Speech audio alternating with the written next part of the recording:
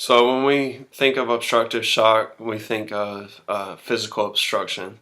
So it can be a tension pneumothorax, a pulmonary embolism, or a cardiac tamponade causing this obstructive shock. So it's something that's not allowing the blood to being able to be pumped forward throughout the body. So this is very similar to a cardiogenic shock. And a cardiac tamponade, as you can see, this pericardial sac around the heart becomes filled with extra blood or fluid, and you can see the arrows going inward toward the heart is showing the extra pressure that's being put on the heart. This will decrease the venous return to the heart and not being able to pump as much blood forward. Here, I'll go back. And this picture right here is showing a pneumothorax, and there's a chest wound that kind of looks like a stab wound.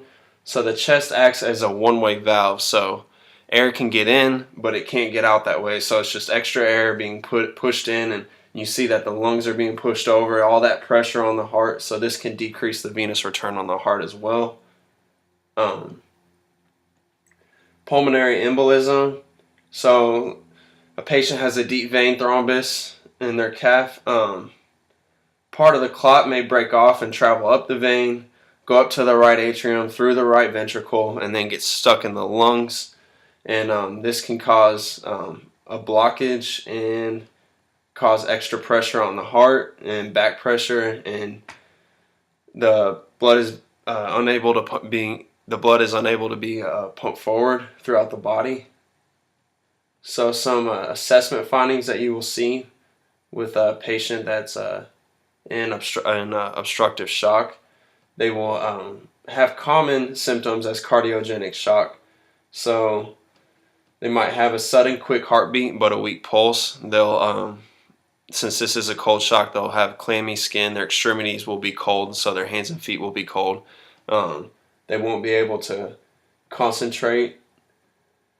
And the hemodynamic findings, decreased cardiac output and blood pressure from that physical obstruction. There is high left ventricular filling pressures, backward failure, increased heart rate trying to compensate for the decreased cardiac output. Some pharmacologic options. Since this is usually a physical obstruction, the number one thing that you want to do first is relieve the physical obstruction. This is more important than giving medications right away. You want to find out what's causing that physical obstruction. So chest tubes and needle decompression will be needed. Then you can go from there and give the patient morphine for pain, Lasix for any extra fluid. Dopamine is a vasopressor that can constrict the blood vessels and cause an increase in systemic vascular resistance. Warfarin can treat any blood clots and actually prevent any from happening again.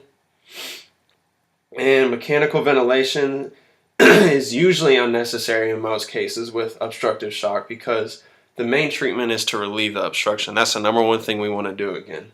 And the oxygen saturation throughout the body can usually be maintained with oxygen therapy.